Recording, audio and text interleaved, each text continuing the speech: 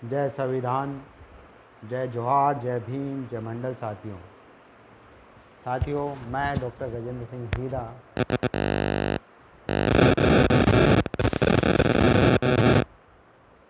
वर्तमान जो स्थिति है, राजनीतिक स्थिति, राजनीतिक और सामाजिक दोनों पे मैं बात करना चाहूँगा, क्योंकि समाज के अंदर तो राजनीति घुस गई है। जो पार्टियों के तलवा चाटू राजनेता है, जो अपने आप को दिग्गज बड़े नेता कहते हैं, और वो दिग्गज समाज, आदिवासी समाज के नाम पे बार्गेनिंग करके पार्टियों से राज्यसभा जैसी सीटें लेते हैं और फिर समाज के नाम पे चिड़ी चुप हो जाते हैं। आज मैं उस पे बात कर रहा हूँ।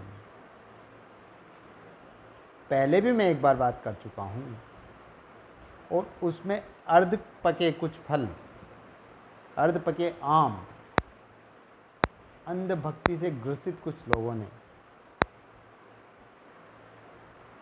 कुछ बातें भी की हैं। उनका कहना है कि इन साहब ने जो किया है, किरोड़ी लाल जी ने जो किया है, वो तो समाज में किसी ने कुछ किया ही नहीं। रिजर्वेशन भी किरोड़ी लाल जी ने दिलाया था तुमको, हैं? और जिस पे कमेंट कर रहे हो, थोड़ा इतिहास पढ़ लिया करो। ये सुबह सुबह जो व्हाट्सएप पे मैसेज आते हैं, उसको पढ़ के कमेंट बाजी करना उचित नहीं है। और सुन लो मेरा इतिहास, मैं बता देता हूँ। ईदा की मोरी देख लेना, रामगंज थाने के उधर जाके। ईदा की मोरी के नाम से गेट है। ईदा की मोरी पुलिस चौकी है, उसका मैं वंशज हूँ,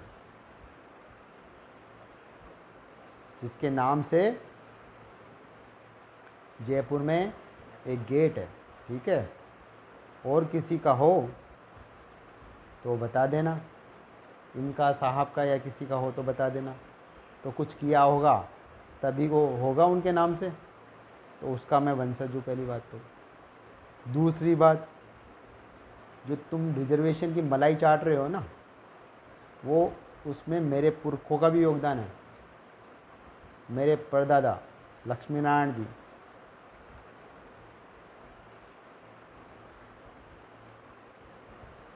के साथ में कल्याण साई जी, जो बड़ी चौपड़ पे दादरसी कानून की प्रतियां झाड़ जलाकर 9 फाड़ कर 9 लोगों ने गिरफ्तारी दी थी, जिसके बनिस्पत ये दादरसी कानून को हटाया गया। और उस काले कानून को हटाने के बाद में आयोग का गठन हुआ, और जिसके बनिस्पत तुमको ये मीणाओं को जो रिजर्वेशन मिला है, उसकी मलाई तुम काट रहे हो। इतिहास तुमको पता नहीं है और बकवास करते हो ग्रुप पे आके, सोशल मीडिया पे आके। बकवास मैं नहीं कर रहा हूँ, बकवास तुम लोग करते हो। पहले जानो, पढ़ो, समझो, उसके बाद भी वक्तव्य दो। मैं वो बात बोल रहा हूँ जो समाज के लिए है। किरोड़ी जी समाज के लिए अच्छा करेंगे तो हम अच्छा भी बोलेंगे, लेकिन हम अंधभक्त नहीं हैं। अंधभक्तों को ना हम पसंद करते हैं, ना हम अंधभक्त हैं। इसलिए जो अंधभक्त हैं वो सुन ले कि किरोड़ी जी इस समय पूरी तरह अपने आका के लिए आदिवासी वोटों के एजेंट के रूप में काम कर रहे हैं।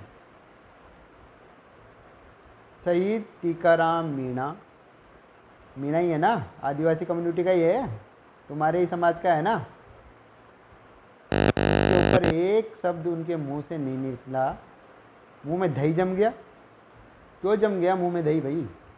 क्या कारण है, क्या मजबूरी है? राज्यसभा सीट चली जाएगी, मजबूरी है, यही होगी, और तो क्या है। इधर उधर हल्ला मचाते फिरते हो, लेकिन समाज की बात नहीं करते हो।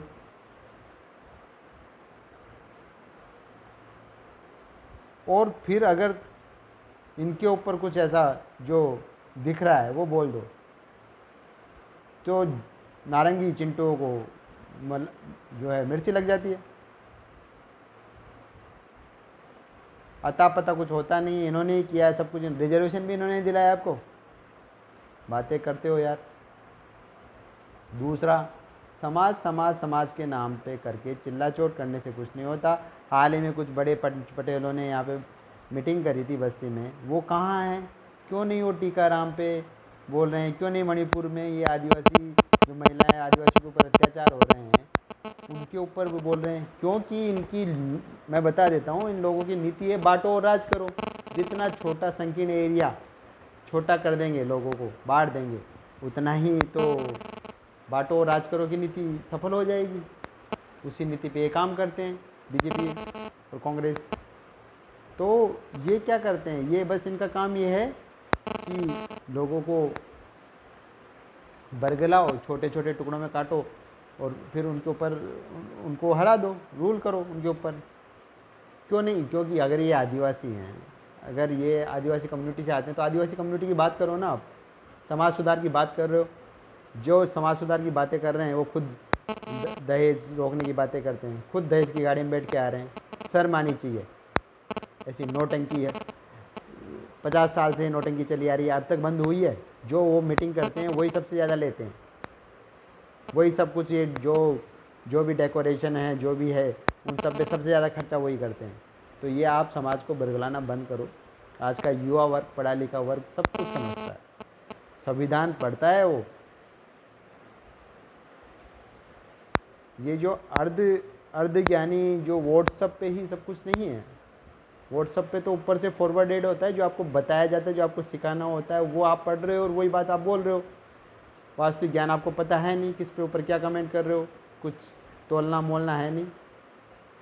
और जो ये नए नए समाज सेवक होकर समाज को गलत दिशा में ले जा रहे हैं वो भी उचित नहीं है। वो कहाँ तक उचित है? इसलिए हमें मुट्ठी को बंद करना पड़ेगा। खुली मुट्ठी खाक की, बंद मुट्ठी लाख की, ये तो है ही है। इतना तो ज्ञान है, नहीं होगा। मैं अपेक्षा भी नहीं करता हूँ, जिनको है उनके लिए ही मैं बात कर रहा हूँ, जिनको नहीं है उनके लिए बात करना का कोई औचित्य नहीं है।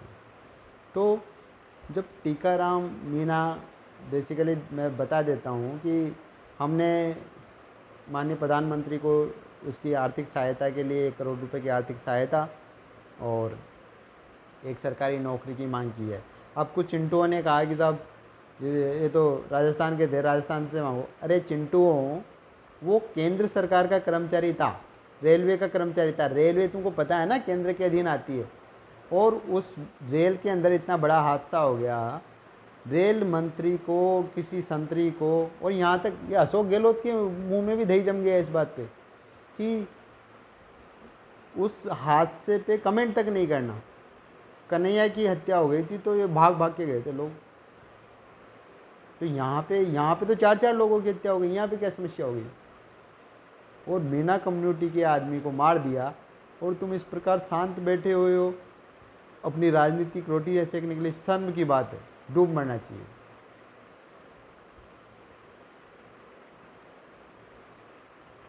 जिस दिन उस व्यक्ति की हत्या हुई है वहाँ पे इतना बड़ा धरना प्रदर्शन, नौटंकी कर रहे हैं, और उस नौटंकी में एक शब्द उनके मुंह से क्या निकल जाए, मजाल है कि वो टीकाराम मीणा के बारे में बोल दे।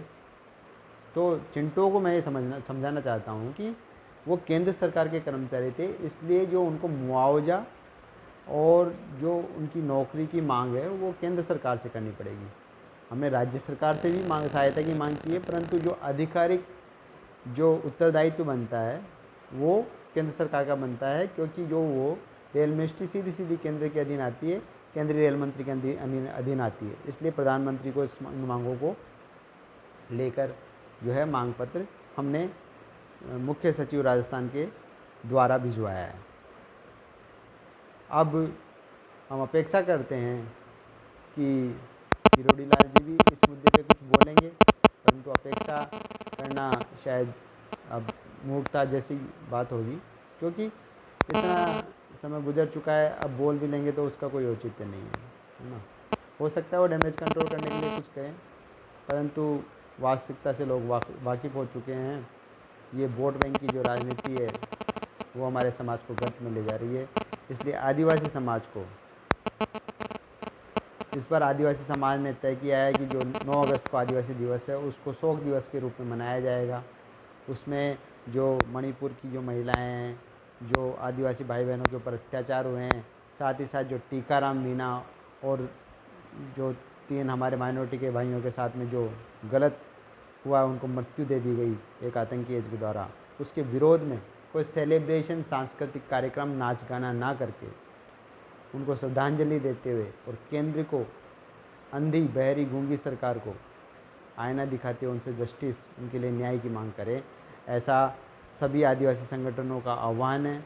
और मैं भी उसमें मेरा ये इस आह्वान का हिस्सा बनना चाहूँगा और एक दीपक मोमबत्ती जला के शाम को 5 बजे 9 अगस्त को उन लोगों को श्रद्धांजलि देते हुए भारत सरकार से उनके लिए न्याय की गुहार करूँगा, ऐसी मेरी कामना है। और ये संवैधानिक तरीका है जस्टिस के लिए, हम ये प्रयास हमारे समाज के लोगों के लिए कर सकते हैं, वरना ये अत्याचार दिनों दिन आज मणिपुर में हो रहा है, कल को राजस्थान में होगा और पूरे देश में होगा। तो ये चिंतनीय विषय है, इस पे ध्यान दें, संज्ञान दें और व्हाट्सएप ज्ञान को त्यागें, किताबी ज्ञान को ग्रहण करें। धन्यवाद। जय भीम, जय जोहार, जय संविधान।